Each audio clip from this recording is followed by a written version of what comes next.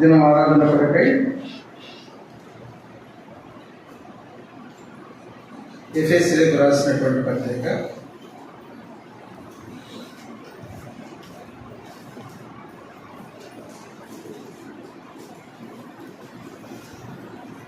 5వ అధ్యాయం.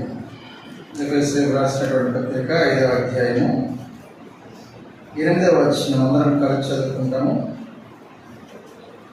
ఎఫెసీయులకు రాసినటువంటి పత్రిక 5వ అధ్యాయము 8వ వచనం, పేజ్ నంబర్ 175. మీరు పూర్వమందు చీకటి అయి ఉంటిరి, ఇప్పుడైతే ప్రభునందు వెలుగై ఉన్నారు. తర్వాత మరొక మాట కూడా చదువుకుంటాము. 1 పేతురు 2వ అధ్యాయము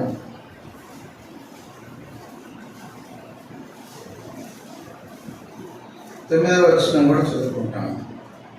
అయితే మీరు చీకటిలో నుండి ఆశ్చర్యకరమైన తన వెలుగులోని మిమ్మల్ని పిలిచిన వాడిని రచన చేయగలుగుతాము. ఏర్పరచుకున్న వంశం, పాదులైన యాజక సమూహము, పరిశుద్ధ జన్మను, దేవుల సొత్తైన ప్రజలై ఉన్నారు. మరొక మాట కూడా చదువుకుంటాం. సామెతలు 20వ అధ్యాయం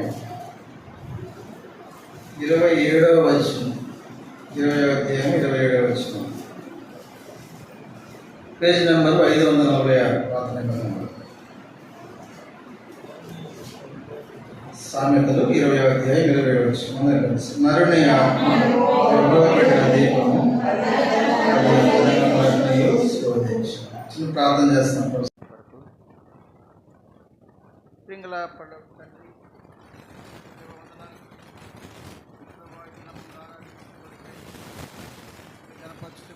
మీ చేసినటువంటి కార్యముల కొరకు కృతజ్ఞతాస్తులు చెల్లించి మిమ్మల్ని హెచ్చించి గణపరిచి పూజించు కొరకై ప్రభు మమ్మల్ని సిద్ధపరిచి మీ సన్నిధానానికి తీసుకొచ్చినటువంటి మీ కృపంతటిని బట్టి వందనాలు స్తోత్రాలు చెల్లించుకుంటూ ఉన్నాం.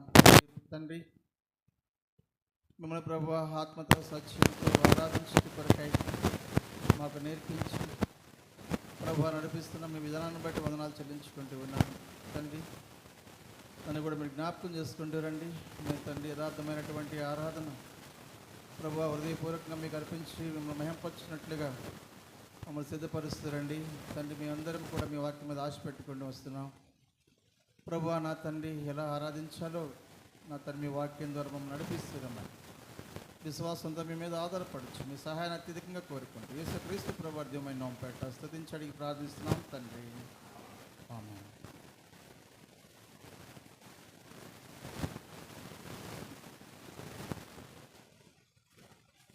అపోస్తలుడైన పౌలు గారు ఎఫెసీయులకు రాస్తూ వాళ్ళకి గుర్తు చేస్తూ ఉన్నాడు. దాదాపుగా 5వ అధ్యాయంలో 1 నుండి 11 వచనాల వరకు లేదా 14 వచనాల వరకు మనము ఎలా ఉండాలి ఏంటి పరిస్థితి చెప్తా వచ్చాడు. 15 నుండి దేవుడు మన కొరకై ఎలా చేస్తూ వచ్చాడు అని, అంతకు మునుపు మనం ఎలా ఉన్నాము అన్నది. ఇక్కడ 2 విషయాలు పౌలు గారు వివరిస్తూ ఉన్నాడు చాలా స్పష్టంగా. ఏంటి అంటే, ఒకటేమో చీకటి అని, ఇంకోటేమో వెలుగు అని మాట్లాడుతూ ఉన్నాడు. అందుకే అంటున్నాడు, మీరు పూర్వము చీకటి అని, మీరు పూర్వము చీకటి అయ్యున్నారు అన్నమాట. అంటే చీకటి అయ్యున్నారంటే అర్థం ఏంటి అనేది మనం ఆలోచిస్తూ రావాలి. అంటే మీరు చీకటి అయ్యున్నారు, ఇప్పుడైతే మీరు వెలుగై ఉంటా వచ్చారు అన్నమాట. దేవుడు మనిషిని మొట్టమొదటిగా సృజించినప్పుడు దేవుడికి ఒక మాట పేరుంది. దేవుడు వెలుగై ఉన్నాడు అని పేరుంది. విన్నారా? దేవుడు వెలుగై ఉన్నాడు అని. వెలుగు ఎవరంటే దేవుడే. కాబట్టి ఆయన వెలుగులో ఉన్నాడు కాబట్టి మనం వెలుగులో నడవాలి అని యోహాను భక్తుడు కూడా రాస్తా వచ్చాడు. 1 యోహానులో 1వ అధ్యాయంలో వివరంగా రాస్తా వస్తాడు. కాబట్టి ఆయన వెలుగు మనల్ని ఏ రూపంలో సృజిస్తూ వచ్చాడు ఆయన అంటే, ఆయన రూపంలోనే సృజిస్తూ వచ్చాడు. మనము మన స్వరూపమందు నరుని చేయుదుము. కాబట్టి దేవుని స్వరూపమందు సృజించబడినటువంటి మానవుడు ఎవరు అంటే వెలుగే. దేవుడు తన ఊపిరిని ఊదినప్పుడు జీవించు ఆత్మగా మానవుడు కూడా మారిపోతూ వచ్చాడు. కాబట్టి మనిషి ఎవరు అంటే అంతేకాదు, సామెతలో మనం చదువుకుంటూ వచ్చాం. ఆ, యెహోవా పెట్టిన ఆత్మ మనకేంటంట అంటే వెలుగైగా. దేవుడు ఆత్మ పెట్టాడంటే వెలుగై ఉన్నాము అని, వెలుగై ఉన్నాము అనేది ఇది పూర్వపు సంగతులు. కానీ అపోస్తలుడైన పౌలు అంటున్నాడు పూర్వము అని. అంటే పూర్వాల్లో 2 పూర్వాలు ఉంటాయి మళ్ళీ. అంటే గతించినటువంటి సమయానికి కూడా మనం ఓకేనా దాన్ని కూడా 2 భాగాలుగా విభజించుకోవాలి. ఆదామును సృజించినప్పుడు అనగా 3వ అధ్యాయానికి మునుపు మనుష్యుడు ఎలా ఉంటా వచ్చాడంటే వెలుగుగా ఉంటా వచ్చాడు. మనిషిలో చీకటి లేదు. మనిషిలో ఏమంటాము దాన్ని డిమ్ లైట్ అంటాం కదా, అలా లేదు. మనిషి చాలా వెలుగుతో ఉంటా వచ్చాడు. దేవుడు ఎంత వెలుగుతో ఉంటా వచ్చాడో మనిషి కూడా ఈ లోకంలో అదే వెలుగుతో మానవుడు ఉంటా వచ్చాడు. కానీ పౌలు అంటున్నాడు మీరు చీకటి అయి ఉన్నారు అన్న మాట వాడుతూ వస్తున్నాడు. ఎలా చీకటి అయిపోయి ఉంటాం అన్న మాటలు కొన్ని మాటలు మనం ధ్యానించుకుంటాం. ఎప్పుడు చీకటిగా మారిపోతూ వచ్చాము అనేది అపోస్తలుడైన పౌలు రోమీయులకు రాస్తూ 1వ అధ్యాయము 22వ వచనం, 1వ అధ్యాయము 22వ వచనం చదువుతారా? వారి అవివేక హృదయము అంధకారమాయను కాబట్టి బుద్ధిహీనులైపోయారు అని. ఇప్పుడు హృదయం ఏమైపోయింది చెప్పండి? అంధకారము అయిపోతా వచ్చింది. కారణం ఏమై ఉంటుంది అంటే దానికి కంజక్షన్గా ఒక వర్షం ఉందన్నమాట. ఏమనంటే ఒక మనుష్యుడు ద్వారా పాపము, లేకపోతే ఒక మనుష్యుని అవిధేయత ద్వారా పాపము ఈ లోకములోకి వచ్చిన కారణం చేత అనే మాట వాడుతూనే దానికి కొనసాగింపుగా అంటున్నాడు మీరు పాపములతో అపరాధములతో అంటే చనిపోవటం అంటే అర్థం ఏంటంటే వెలుగును కోల్పోయారు అని, వెలుగు ఆరిపోయింది అని అర్థం. అక్కడ చీకటి అయిపోయారని కదా. మరణం గురించి కీర్తన రాయబడతా వస్తుంది కదా. ఏమంటాడు? మరణ అంధకారము అంటాడు. అన్నాడా? మరణ అంధకారము, పాతాళము ఇవన్నీ కూడా చీకటికి పర్యాయ పదాలుగా మనం చెప్పుకోవచ్చు. అందుకనే మానవుడు ఈ విధానంలో హృదయంలో ఏమాత్రం మంచి లేకుండా అయిపోతా వచ్చాడు. 3వ అధ్యాయంలో తప్పిపోయిన మానవుడు 6వ అధ్యాయానికి వచ్చేటప్పటికే దాదాపుగా 3 అధ్యాయాలు అయిపోయేటప్పటికే దేవుడు చూసినప్పుడు ఏ మంచి లేదు. వాడి మనసులోని ఊహ కేవలము ఎల్లప్పుడూ చెడ్డది అని దేవుడు చూస్తూ వచ్చాడు. ఆ స్థాయిలో మానవుడు చీకటిగా మారిపోతూ వచ్చాడు. కాబట్టి హృదయము అదే ప్రధానమైనటువంటిది అనుకుంటే మన దేహంలో అంటాడు. ఏమంటాడు? హృదయం అన్నిటికంటే మోసకరమైనది, అది ఘోరమైన.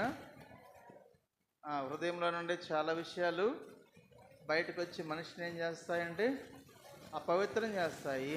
కాబట్టి దేవుడు మనలను యథార్థవంతులుగా సృజించాడు. దేవుడు మనలను ఆయన రూపంలో సృజిస్తూ వచ్చాడు.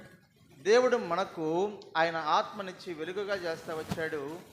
మానవుడు హృదయములో అంధకారములో ఉంటా వచ్చాడు అని, మానవుడు అవివేక అయిపోతా వచ్చాడు అని మనము అర్థం చేసుకుంటూ రావాలి. అవును, మన హృదయాలు కూడా ఎలా ఉంటా వచ్చాయంటే మనిషి మంటివాడు కాబట్టి మంటిని హత్తుకుంటూ వచ్చాడు. ఆది మానవుడు తప్పిపోయిన నాటి నుండి. అందుకే దావీదు తన అనుభవంలో అంటూ వస్తున్నాడు. ఏమంటున్నాడు?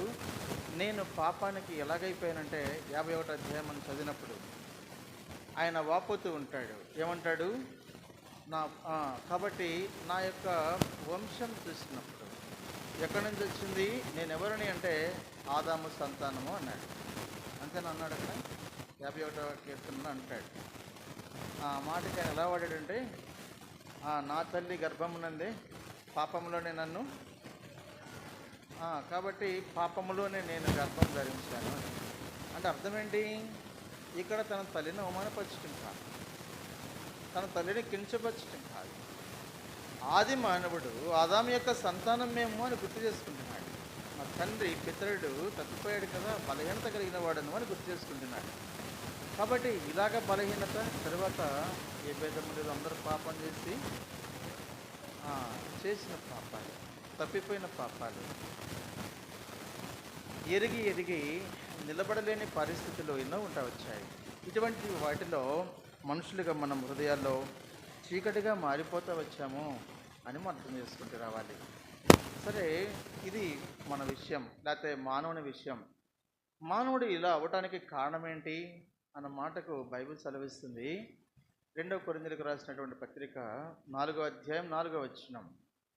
అసలు చీకట్లకే ఎందుకు వెళ్తాడు ఇతను అనేది. దేవుని స్వరూపి అయిన క్రీస్తు సువార్త యొక్క ప్రకాశము ప్రకాశింపకుండినట్లు ఈ యుగ సంబంధమైన దేవత అవిశ్వాసులైన వారి మనోనేత్రములకు గుడ్డితనము కలుగజేస్తుంది అని. కాబట్టి మనము కూడా ఒకప్పుడు ఎలా ఉంటా వచ్చామంటే క్రీస్తుని ఎరగని వారిగా వచ్చాం. ఎలా ఉంటా వచ్చామంటే చీకటిలో ఉంటా వస్తుంది. ఎవరు ఈ చీకటిని మనకు వచ్చేటట్టు చేస్తూ వచ్చారు అంటే ఈ యుగ సంబంధమైన దేవత. అనగా మనం దేన్ని చూస్తూ వచ్చాం? ఈ లోకాన్నే చూస్తూ వచ్చాం. అంటే మనం ప్రాణంలో ఉన్నాం కాబట్టి ఏమనుకున్నాం? నా ప్రాణమా యెహోవాను సన్న అక్కడికి వెళ్ళిపోయారా మీరు? అంతకు మునుపు నా ప్రాణమా తినము త్రాగము సుఖించుము.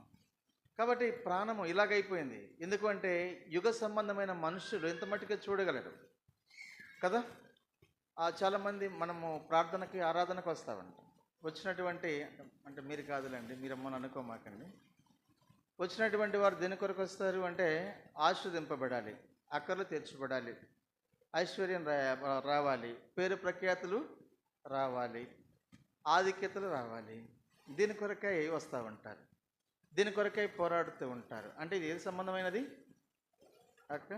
యుగ సంబంధమైనది. అంటే పర సంబంధమైన మనోనేత్రాలు లేనట్టు. కాబట్టి యుగ సంబంధమైన దేవత మనకు ఎవరకు? దేవుని స్వరూపంలో సృజించబడిన మనిషికి, దేవుడు వెలుగుగా చేస్తూ వచ్చిన మనిషిని చీకటిని ఆవరింపజేస్తూ వచ్చి దేవుడిని చూడకుండా చేస్తూ వచ్చినటువంటి పరిస్థితిని వివరిస్తూ వస్తున్నాడు అపోస్తలుడైన పౌలు కొరింథీయులకు రాస్తూ, 2వ కొరింథీయులకు రాస్తూ. ఈ యుగ సంబంధమైన దేవత మన మనోనేత్రాలకు గుడ్డితనము కలుగు చేస్తూ వచ్చింది అని. అంటే క్రీస్తును చూడకుండా అడ్డు చేస్తూ వచ్చింది అని. అంటే ఇప్పుడు ఏంటి? హృదయము పాడైపోతూ వచ్చింది. ఇంకొకటి ఏం పాడైపోతూ వచ్చింది ఇక్కడ? మన నేత్రాలు కూడా చెప్పారుగా, మనోనేత్రాలు అని చెప్పారు కదా. ఆ నేత్రాల గురించి యేసుక్రీస్తు ప్రభువు ఏం చెప్పారు? మత్తయి సువార్త 6వ అధ్యాయం ఏం చెప్తా వచ్చారు? చదువుతారా? 23వ వచనం ఒకసారి. నీ దేహమంతయు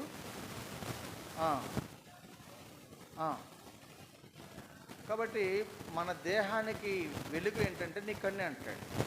అది కనుక చీకటి అయిపోతే దేహం అంతా ఏమైపోతుందంట? చీకటి అయిపోతా ఉంది. మానవుడు హృదయంలోనే కాదు తప్పిపోతూ వచ్చింది, హృదయంలో చీకటి అయిపోతూ వచ్చాడు. మానవుడు మనోనేత్రాలు మొత్తము ఓకేనా గురుడితనంలోకి వెళ్ళిపోతూ వచ్చాయి. వాటిని ఏమంటారు? పొరలు రావటం అంటారా? పొరలు వస్తాయి, కళ్ళకు పొరలు వస్తాయి అంటాం కదా మనం. పొరలు వచ్చినప్పుడు కొంచెం మస్కగా కనిపిస్తాయి, ఇంకా ఎక్కువైతే కనిపించవు కదా, కనిపించవు. అలాగూ అసలు కనిపించకుండా పోయినట్టుగా చేస్తూ వచ్చాయి మన నేత్రాలు. యేసుక్రీస్తు ప్రభువు చెప్పాడు, మీ నేత్రాలు ఎప్పుడైతే చెడ్డవవుతాయో, మీ నేత్రాలు ఎప్పుడైతే చీకటి అవుతుందో దేహం అంతా ఏమైపోతుంది? చీకటి అయిపోతూ వస్తుంది. కాబట్టి మానవుడు మొత్తం సంపూర్ణంగా దేహం అంతా, మనకున్న దేహమేగా, లోపల ఆత్మ ఉంటుంది, మనస్సాక్షి ఉంటుంది, దేవుడికి సంబంధించిన విషయాలు అవన్నీ కూడా. కాబట్టి దేహం ఎప్పుడైతే చీకటి అయిపోతుందో ఆటోమేటిక్గా అవి కూడా ఏమైపోతాయి? చీకటి అయిపోతాయా? ఎలా చెప్పగలం మనం? దానికి ఆధారం ఉంది. తీతుకు రాసిన పత్రిక 1వ అధ్యాయము 15వ వచనమేనా? ఒకసారి చదువుతారు తీసుకున్న వారు ఎవరన్నా?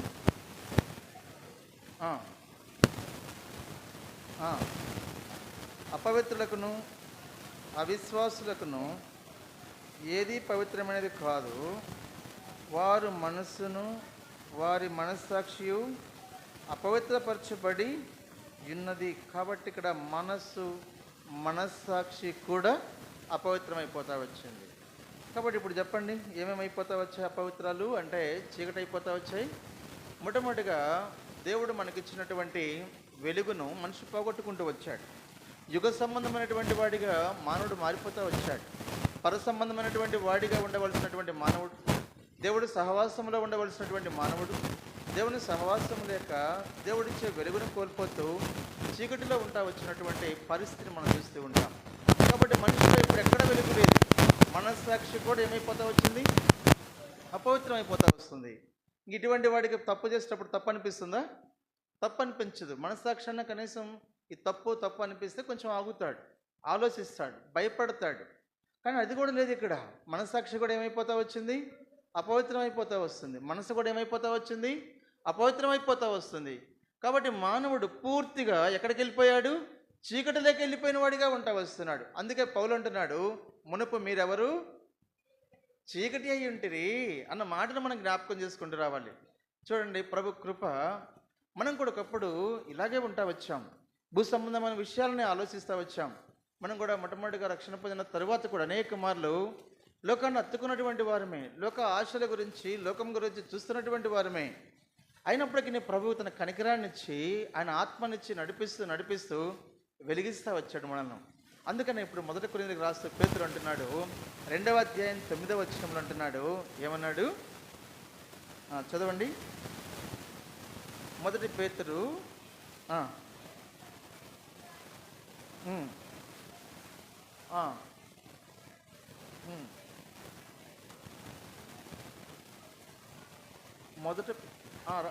1 పేతురు 2వ అధ్యాయం 9వ వచనమాట. అయితే మీరు చీకటిలో నుండి ఆశ్చర్యకరమైన తన వెలుగులోనికి. చూడండి, మనం పిలిస్తే వచ్చాడంట. ఓ జాన్ డేవిడ్, చీకట్లో ఉన్నావు నువ్వు, నీకు అర్థమవుతుందా చీకట్లో ఉన్నావని అన్నప్పుడు చాలా భయం వస్తూ వచ్చింది. అరే చీకటిలో ఉన్నామా అని. నాకు చీకటి ఎలా ఉందో చెప్పమంటారా? చాలా సంతోషంగా ఉంది, సంతృప్తిగా ఉంది. ఆ చీకటి కొరకై బ్రతకాలనిపిస్తుంది. ఆ చీకటిని ప్రేమించిన వాడిగా ఉంటా వచ్చాను. చీకటి ఉంటే చాలు, నాకు ఏం అవసరం లేదు అనుకుంటా వచ్చాను. అటువంటి నన్ను క్రీస్తు ప్రభువు వారు పిలుస్తూ వచ్చాడు వెలుగులోనికి అని. ఎలా వెలుగులోనికి? ఇది చీకటి అని చెప్పాడు. దినాన్ని దర్శించబడినప్పుడు ఎంత పశ్చాత్తాపడతా వచ్చాం. ఏది సంతోషం అనుకున్నామో, ఏది గొప్ప అనుకున్నామో, ఏది మనకు సంతృప్తి అనుకుంటా వచ్చామో, దాన్ని మనము దేవుడు అసహించుకునేలాగా, అది శాపంలాగా దేవుడు చూపిస్తూ వచ్చాడు. ఎంత గొప్ప విషయం. అందుకని ప్రభుని ఆరాధించాలా. దేవా నన్ను వెలిగిస్తూ వచ్చాడు. లేకుంటే చీకటిలో ఉండేవాడిని నేను, అజ్ఞానంలో ఉండేవాడిని నేను. నన్ను ఎంత వెలిగిస్తూ వచ్చారో. వెలిగించడం మటుకే కాదంట, ఇంకా ఎందుకు పిలుస్తూ వచ్చాడంట? చదవండి అన్నమాట.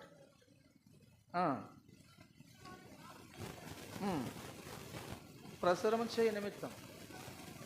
చూడండి, ఒక వంశాన్ని ఇచ్చాడు మనకు. యాక్చువల్గా వంశం ఏమి లేదు. ఇప్పుడు ఏ వంశం అంటే ఏర్పరచబడినటువంటి వంశం. ఇది ఎన్నికైనటువంటి వంశం. ఎన్నో వంశాలు ఈ ప్రపంచాన్ని పరిపాలిస్తూ వచ్చాయి. ఇక్కడ చాలామంది ఉన్నారు, ఎంప్లాయీస్ ఉండొచ్చు. ఒకవేళ ఇంతకుముందు ఆర్ట్స్ చదివి ఉంటారు. ఇప్పుడైతే ఆర్ట్స్ అంటే ఇప్పుడు తెలియదు, హిస్టరీ అవి. అప్పుడు మన చరిత్ర అనేది ఒక లెసన్గా ఉంటుంది అనమాట. ఆ చరిత్ర అర్థమవుతుంది మనకు.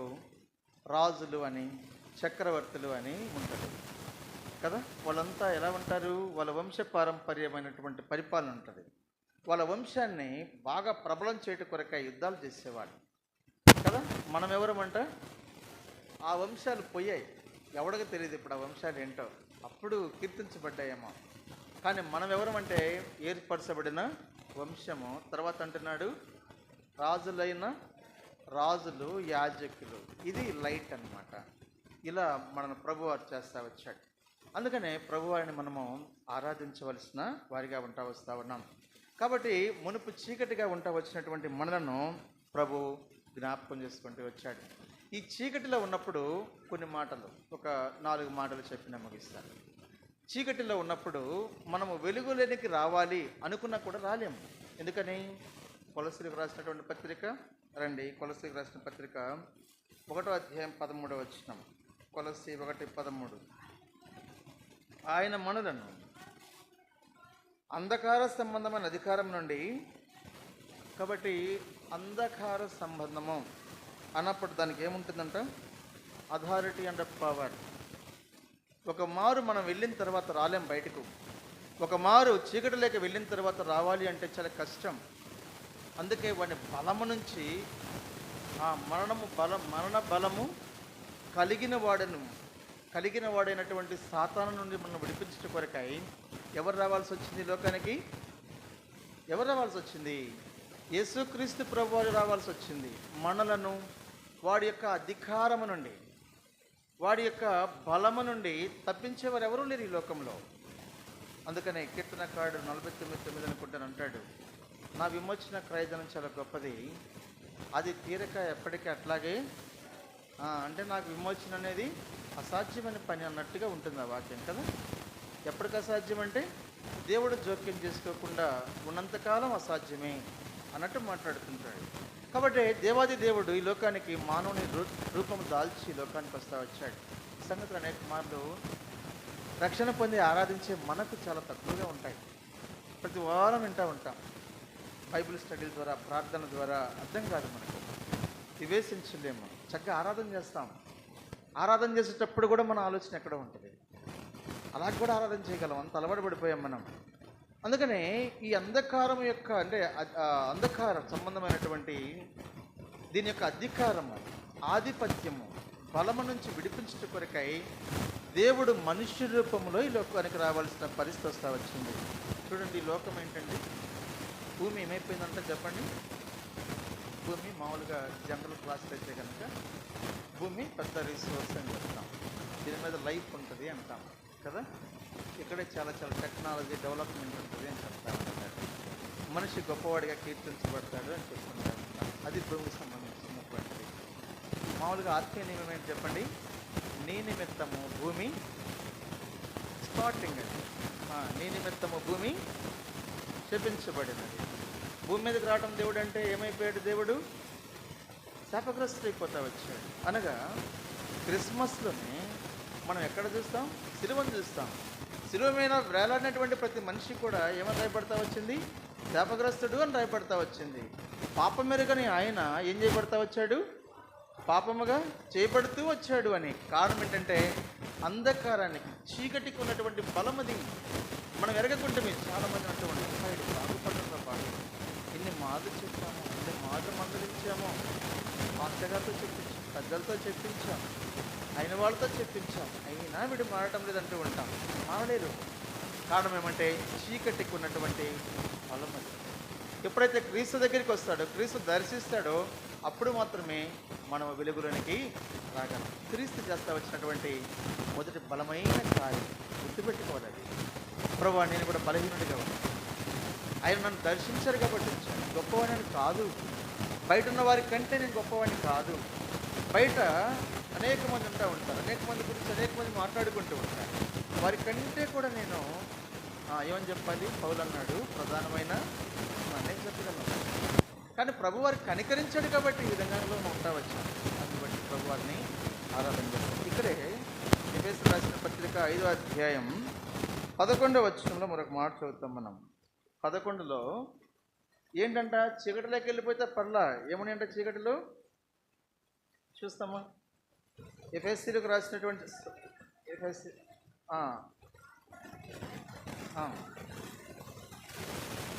మేము చూస్తున్నాము. ఎఫెసీయులకు రాసిన పత్రిక 5వ అధ్యాయం 11వ వచనం. ఎఫెసీయులకు రాసిన పత్రిక 5వ అధ్యాయం 11 చదివారు.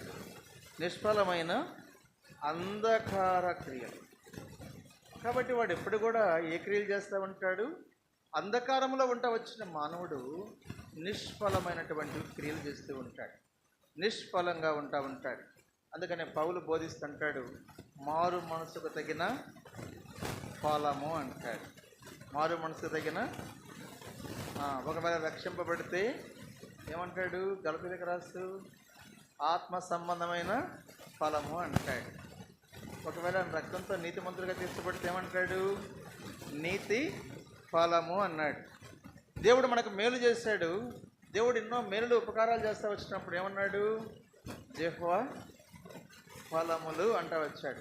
కాబట్టి ఫలము ఫలము ఫలము ఫలించాలి, ఫలించి అభివృద్ధి పొందాలి కదా. అందుకే రాస్తూ ఉంటాడు యోహాను సువార్త 15 అధ్యాయం, మీరు ఫలించుటకు మీ ఫలము నిలిచి ఉండుటకు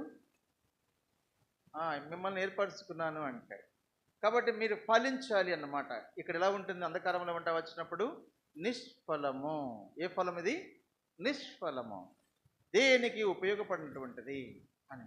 ఆత్మీయతకు, పరలోకానికి, దేవునితో సంబంధాన్ని సమకూర్చుకున్నట్లో ఉపయోగము లేనటువంటి స్థితిలో మనము ఉంటా వచ్చాము అని. ఇటువంటి పరిస్థితుల్లో మనం ఉంటా వచ్చినప్పుడు చీకటిలో ఉంటా వచ్చాం, మనం మొత్తం చీకటి అయిపోతా వచ్చామని చూస్తూ వచ్చాం. తర్వాత ఈ చీకటి యొక్క అధికారం నుంచి, బలము నుంచి దేవుడు తప్పించాడు. ఇంకా చెప్పుకుంటున్నాం రెండవదిగా, ఈ చీకటిలో ఏమున్నాయంట? నిష్ఫలమైనటువంటి కార్యములు ఉంటా వచ్చాయని. 4వ అధ్యాయం ఎఫెసీయులకు రాసిన పత్రిక 4:18. 4వ అధ్యాయం 18 వారైతే అంధకారమైన మనస్సు గల వారై తమ హృదయ కాఠిన్యము వలన తమలోనున్న అజ్ఞానము చేత దేవుని వలన కలుగు జీవములో నుండి వేరుపరచబడిన వారై వ్యర్థతను అనుసరించి నడుచుకున్నది. ఇవన్నీ గుర్తుంచుకోవాలి మనం. ఒక పర్యాయం, ప్రభువా ఎంత మేము ఇలా ఉంటా వచ్చామో, ఏ పరిస్థితిలో ఉంటా వచ్చామో, ప్రభువా మీరు మమ్మల్ని చూస్తూ ఉన్నారు. మందిరంలో ఉన్నప్పుడు ఆయన సన్నిధి ఉంటుంది, ఆయన మర్చిపోకూడదు. ఆయన మన మధ్యలో ఉంటాడని మర్చిపోకూడదు. ఎందుకంటే వాగ్దానం చేసిన దేవుడు నమ్మదగినవాడు, నిజమైన దేవుడు. నేను మృతుడినైతేనే కానీ యుగ యుగముల వరకు సజీవుడిగా ఉన్నాను అని చెప్తున్నాడు. కాబట్టి మన మధ్యలో ఉంటాడు అని. మనం కూడా ఎలా ఉండాలి అంటే ఇవన్నిటిని జ్ఞాపకం చేసుకుంటూ రావాలి. ప్రభు ఎంత గొప్పగా నన్ను దీవించారు ప్రభు, ఒకప్పుడు ఇలా ఉండవలసినటువంటి నన్ను, ఇలా ఉన్నటువంటి నన్ను మీరు మార్చివేస్తా వచ్చారు అని. ఇంకా ఇక్కడ రాయబడతా వస్తుంది, ఎంతో కఠినమైన మాట. ఆ మాటను చదివినట్టు భయం వస్తుంది మనకు. వారు జీవములో నుండి వేరుపరచబడిన వారై, వేరు చేయబడిన వారు, జీవములో ఎన్నటికీ పాలులేనటువంటి వారును. అంటే మనం కూడా, నేనైతే అటువంటి వాడిని. హృదయ కాఠిన్యం ఉంది, హృదయంలో ఉన్నటువంటి వ్యర్థత ఉంది. ఓకేనా? వీటన్నిటిని అనుసరించి నడుచుకుంటూ, వ్యర్థమైన దాన్ని అనుసరించి నడుచుకుంటూ వచ్చాం. వీటన్నిటిని వివరించడం లేదు. దేవుడు మనకు బయలుపరుస్తాడు. దేవుడు మనకు వెలుగులో ఉన్నాం కాబట్టి, వెలుగులో ఆ వ్యర్థత మనకు కనిపిస్తుంది కాబట్టి నేను పూర్తిగా వివరించట్లేదు మీకు. కాబట్టి వ్యర్థతను అనుసరించి నడుస్తూ వచ్చాం. చీకటిలో మాత్రమే కాదు, చీకటి అయిపోవటమే కాదు, ఎలా చీకటైపోయాము అంటానికి దేవుడు ఆనవాళ్ళు కనపరుస్తూ వచ్చాడు. ఎలా చీకటిలో ఉంటా వచ్చాము అంటే అజ్ఞానంతో ఉంటా వచ్చాం, పాపములో అవిధేయతలో ఉంటా వచ్చాం, ఆ తర్వాత నిష్ఫలులుగా ఉంటా వచ్చాం, దాని యొక్క అంధకారం కింద ఉంటా వచ్చాము. వ్యర్థతను అనుసరించి నడుస్తూ వచ్చాం కదా. ఒకవేళ దేవుడు రక్షించి ఉంటే మన కుటుంబాలను కట్టుకోవడానికన్నా జ్ఞానం లేదా ఉంటుందా? వ్యర్థతను అనుసరించి నడుచుకునేవారు. ముందు మన ఆరోగ్యాల విషయమై మనం జాగ్రత్త పడేవారమా? జీవముల నుంచి ప్రత్యేకంగా వేరు చేయబడి ఉండేవాళ్ళం. ఇప్పుడు జీవం కలిగి ఉంటున్నాం. మనకేమొచ్చింది? ఇప్పుడు జీవం వచ్చింది కదా. దాంతో పాటే కదా మనకు వెలుగు వస్తుంది. అందుకనే ప్రభువారిని మనం జ్ఞాపకం చేసుకుంటాం. దేవా మమ్మలను ఇటువంటి పరిస్థితి, అందుకంటే పౌలు గారు రాసిన పత్రిక 5వ అధ్యాయము 8వ వచనం, మీరు పూర్వమందు చీకటి అయి ఉంటిరి అన్నమాట అన్నమాట.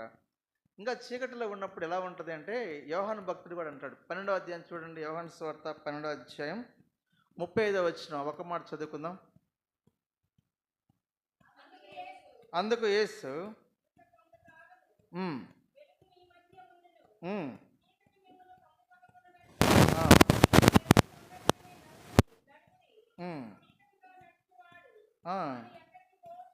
చూడండి, అంటే కన్ఫ్యూజన్, ఎక్కడికి వెళుతున్నాడో తెలీదు, ఏమి చేస్తున్నాడో కూడా తెలియదు అని చీకటి గురించి రాయబడతా వస్తుంది. అది మన పరిస్థితి. దారి తెలియనటువంటి వారు, పరలోకానికి క్రీస్తు ప్రభు నేనే మార్గాన్ని చెప్పినప్పుడు ఎరగినటువంటి వారు, ఇదే మార్గము అని చెప్పినప్పుడు అటు ఇటు తెలియనటువంటి వారు. కాబట్టి చీకటిలో ఏమీ తెలియక కన్ఫ్యూజన్లో ఉన్నటువంటి మనలను దేవుడు గుర్తు చేసుకుంటూ వస్తున్నాడు. ఆయన మనల్ని మర్చిపోక ఆయన మన కొరకై వాగ్దానం చేసిన వాడిగా ఉంటా వచ్చాడు. యెషయా ప్రవక్త ద్వారా యెషయా గ్రంథం 42వ అధ్యాయం చదువుతారు. యెషయా 42, 6, 7 వచనాలు చదవండి. ఆయన మనకి ఎలా సహాయం చేస్తూ వస్తున్నాడో మనం చూస్తూ ఉంటాం. ఆ,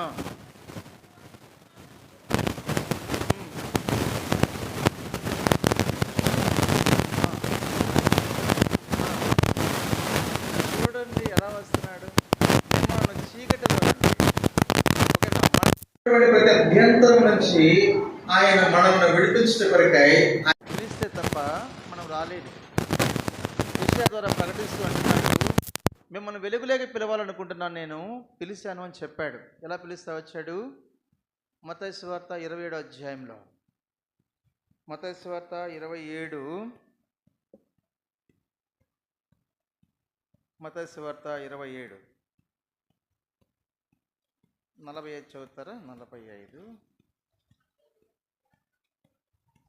చదువుతారా? మధ్యాహ్నం మొదలుకొని 3 గంటల వరకు ఆ దేశమనంతటను చీకటి కమ్మెను. దేవుడు మనలను వెలుగుగా చేయుటకు, దేవుడు మనల్ని వెలుగులోకి, అది ఒట్టిగా జరగలేదు. నీవు ఈ లోకంలో దేవుని కలిగి ఉండాలని, జీవంలో పాలివారిగా ఉండాలి అని, అలాగే వెలుగు కలిగి ఉండాలని, ఆయన స్వారూప్యాన్ని మరలా సంతరించుకోవాలని, ఆయన గుణగణాలు కలిగి జీవించాలని, ఆయన సహవాసాన్ని కలిగి లోకంలో వర్ధిల్లాలి అని, ఆయన నామ ప్రభావాన్ని కలిగి ఈ లోకంలో జీవించటం కొరకై ఆయన మన కొరకు చీకటిలో, మనము చీకటిలో ఉన్న కారణం చేత ఆయన ఏమైపోతా వచ్చాడు? ఇప్పుడు ఆయన చీకటిలో ఉంటా వచ్చాడు. కారణం ఏమంటే, మనకు వెలుగు రావాలి అంటే ఆయన చీకటిలో ఉంటా వచ్చాడు. మన స్థానాన్ని మొత్తాన్ని తీసుకునేవాడిగా ఉంటా వచ్చాడు. అంత ఈజీగా కాలేదు. అందుకని అంటున్నాడు, పూర్వమంతా మీరు చీకటి ఉంటుంది, ఇప్పుడైతే మీరెవరు? వెలుగై ఉంటా వచ్చారు. ఎలా వచ్చా వెలుగై? యేసుక్రీస్తు ప్రభువారు ఆ శిలువ మీద వేలాడుతూ వచ్చాడు. మన బలహీనతలన్నిటినీ ఆయన జ్ఞాపకం చేసుకున్నవాడిగా ఉంటా వచ్చాడు. మన మీద ఉన్న శాపాన్ని ఆయన తీసివేస్తా వచ్చాడు. అంధకార సంబంధమైన అధికారాన్ని తీసివేస్తా వచ్చాడు. మన మీద ఉన్నటువంటి పాప నియమాన్ని తీసివేస్తా వచ్చాడు. పాప రుణాన్ని తీసివేస్తా వచ్చాడు. ఎలా పోయింది రుణము? అంత ఈజీగా పోయిందా? కొట్టివేస్తే పోయిందా? పోలేదు. రాయబడతా వస్తుంది ఈ గ్రంథంలో, పాపం జీతం మరణము. మనం మరణించలేదే. ఏం మరణం అది? శరీరంతో మరణమా? ఇదైతే మనం మరణించవచ్చు, ఇబ్బంది ఏమి లేదు. కానీ ఇది కాదు మరణము. మనం చేసిన పాపానికి రెండో మరణం పొందాలి. ఆ మరణము అది మనం పొందలేమే. దాన్ని పొందిన తర్వాత మరి బ్రతకలేము కదా. యేసుక్రీస్తు ప్రభువు అది గమనించారు. మనమైతే చీకటిలో ఉన్నాం కాబట్టి చూడలేకపోయాం. రెండో మరణం ఉందని తెలియదు మనకు. ఈ లోకమే, ఈ దేహమే, ఈ మట్టి సంబంధమైనటువంటి పరిస్థితులే అనుకుంటూ వచ్చాను తప్ప పరలోకం గురించి మనకి ఏమాత్రం తెలియదు. యేసుక్రీస్తు ప్రభువు వారు భవిష్యత్ జ్ఞానం ఎరిగినటువంటి దేవుడు కాబట్టి ఆయన లోకానికి వచ్చి శిలువ మీద మనకున్నటువంటి రుణానికి ఆయన అడ్డుపడుతూ వచ్చాడు. అంటే ఆయన మన స్థానంలో మరణించి రెండవ మరణానికి పోకుండా కాపాడుతూ వచ్చాడు. అందుకని ఇప్పుడు రెండవ మరణం మనకు లేదు. ఒక మరణం మనుషులందరూ ఒకసారి మృతి పొందాలి అని భయపడుతూ వచ్చింది.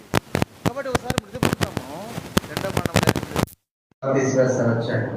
చీకటిలో నుంచి, మరణంలో నుంచి, మరణ బలంలో నుంచి, చీకటి యొక్క అంధకారంలో నుంచి, దాని బలం నుంచి యేసుక్రీస్తు ప్రభువు వారు మరణం తీసుకుని కొరకై ఆయన శాపమైపోతా వచ్చాడు, మరణిస్తా వచ్చాడు, మన అవమానాన్ని తీసుకుంటూ వచ్చాడు. తీసుకోవాలి. మన కార్యాలేంటి? అన్ని వ్యర్థమైనటువంటి కార్యాలు చేస్తూ వచ్చాం. మనం అవమానపరచబడాలి, మనం హీనపరచబడాలి. కానీ ఆయన మన స్థానం తీసుకుంటూ వచ్చాడు. చివరకు ఆయన చీకటిలో కూడా ఉంటా వచ్చాడు. కారణం ఏంటంటే, నన్ను వెలుగులోనికి తీసుకొని రావాలని. ఇది దేవుని సంకల్పం. అందుకని పేతురు ఆ మాట అంటున్నాడు.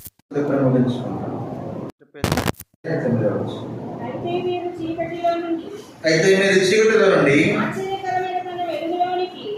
ఆశ్చర్యకరమైన తన వెలుగులోనికి మిమ్మల్ని పిలిచిన వాడి గుణాతిశయములు ప్రచురం చేయ నిమిత్తము ఏర్పరచబడిన వంశమును, రాజులైన యాజక సమూహమును, పరిశుద్ధ జనమును, దేవుని సొత్తైన ప్రజలనై ఉన్నారు. చూడంత ధన్యతో ఇప్పుడు అర్థం కాదు ఈ విషయాలు మనకు. మనము విశ్వాసం కలిగి నిరీక్షణ కలిగినటువంటి జనము అతి త్వరలో రాబోతా ఉంది. యేసుక్రీస్తు ప్రభు రాకడ త్వరలో రాబోతా ఉంది. కాబట్టి ఎక్కడ చూసినా మనకు ఆయన యొక్క రాకడ ఆనవాళ్ళు కనిపిస్తూ ఉన్నాయి. యుద్ధాలు జరుగుతూ ఉన్నాయి, ఎడతెరిపి లేకుండా. ప్రేమ చల్లారిపోతూ ఉన్నాయి, స్వార్థం పెరుగుతూ వస్తుంది. విశ్వాసాలలో కూడా విశ్వాసము ఏమైపోతుంది? తగ్గిపోతూ ఉంది. ఇది కూడా ఒక సైన్ అన్నమాట. యేసుక్రీస్తు ప్రభువారు వస్తున్నారు అంటానికి. అనేక మంది వెనక్కి జారిపోతూ ఉన్నారు. కారణం ఏంటంటే యేసుక్రీస్తు ప్రభువారు త్వరగా రాబోతూ ఉన్నారు. మనం జాగ్రత్త పడాలి అని. కాబట్టి ఆయన రాకడ త్వరగా ఉంది. మనం ఏమైపోతాం చెప్పండి? అమ్మో, ఆయన రాకడ వస్తే ఎట్లాగన్నా, పెద్ద బిల్డింగ్ కట్టుకున్నాం, ఇప్పుడే ఉద్యోగాలు వచ్చాయి, ఎంతకాలం కష్టపడ్డాం, ఇప్పుడే దేవుడు దీవించాడు, అనుభవించకుండానే పోతామా అప్పుడే పరలోకానికి కదా? ఈ భయాలు ఉంటాయి మనకు. కానీ మనము రాజులుగా దేవుడు చేస్తారన్న వాగ్దానము నెరవేర్చబడతా ఉందన్నమాట. యాజకులుగా, పరిశుద్ధులుగా ఎంత నిత్య సంతోషము. ఈ సంతోషంలో మనం ఉంచుట కొరకై యేసుక్రీస్తు ప్రభువారు ఆయన మన కొరకై కన్నీరు కార్చిన వాడిగా ఉంటా వచ్చాడు. మన కొరకై కేక వేస్తా వచ్చిన వాడిగా ఉంటా వచ్చాడు. జీవంలో నుంచి వేరుపరచబడినటువంటి మానవుడిని జీవంలో కలుపుట కొరకై నా దేవా నన్నేలా చేయి విడిచితివి అని ఆ ఎడబాటును అనుభవించిన వాడిగా మనం చూస్తూ ఉంటాం. కాబట్టి ఇప్పుడు మనకు విడుదల, విమోచన వస్తా వచ్చింది. అంత ఈజీగా రాలేదు. అందుకే ప్రభు త్యాగాన్ని గుర్తు చేసుకుంటాం. దేవా, ఈ జీవితానికి నేను పాత్రను కాను. ఏ కార్యం చేశానని, ఏ నీతి కార్యం చేశానని, మంచి కార్యం చేశానని ప్రభువా ఏమీ చేయలేదు. నేను ఉచితంగా మీరు ఇస్తా వచ్చారు. ఎన్నికలేని నా కొరకై, పాపి అయిన నా కొరకై, అంధకారంలో ఉన్న నా కొరకై, చీకటి అయిన నా కొరకై, హృదయ కాఠిన్యముతో వ్యర్థనతను అనుసరించి నడుస్తున్నటువంటి నా కొరకై మీరు ప్రభువా ఈ లోకానికి వచ్చి నా స్థానాన్ని తీసుకొని బ్రతికిస్తా వచ్చారు. పరలోకం వరకు ఎత్తిస్తా వచ్చారు. దిన్నాను నేను వెలుగును చూస్తున్నాను అంటే, వెలుగులో ఉన్నాను అంటే కేవలం మీ కృపని మనం జ్ఞాపకం చేసుకునకుండా ఎలా ఉండగలం? అలా ప్రభుని ఆరాధించు కొరకు సరిపోయినంతగా ప్రభు ఆత్మదయ చేయను గాక.